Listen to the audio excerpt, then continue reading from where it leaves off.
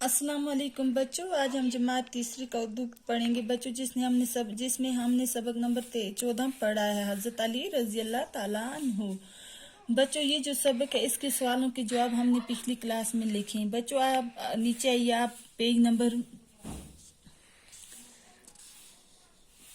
76 पर आइए। जो इसका सवाल नंबर 3 है, जुमले बनाइए। बच्चों, ये मैंने बुक ही पर इसके जुमले बनाए, इसको फिलअप किया है।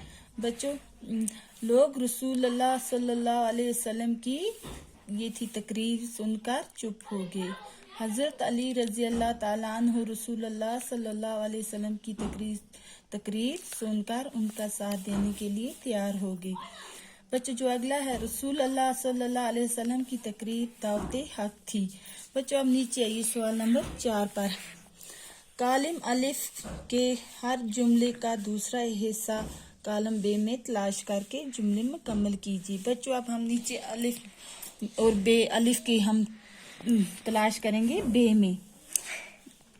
बच्चों, अपने खानदान वालों, बच्चों इसके साथ ये आएगा नंबर 1। मैंने यहाँ पे ये नंबर्स लिखे पे अपने खानदान वालों को पैगाम सुनाओ।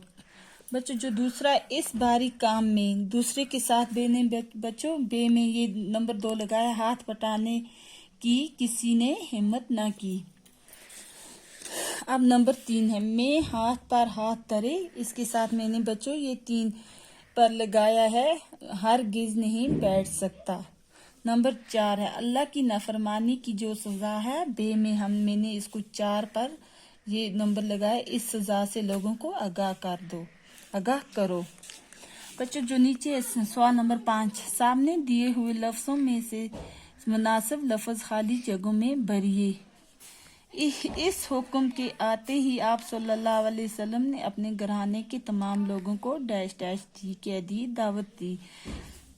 जो दूसरा है बच्चों, इस बारी काम में कौन मेरा डैश डैश बनेगा, क्या कौन बनेगा, साथी बनेगा। हक के साथ देने के लिए तैयार क्यों नहीं डैश डैश होते, क्यों नहीं होते, हक का साथ देने के लिए तैयार क्यों नहीं होते।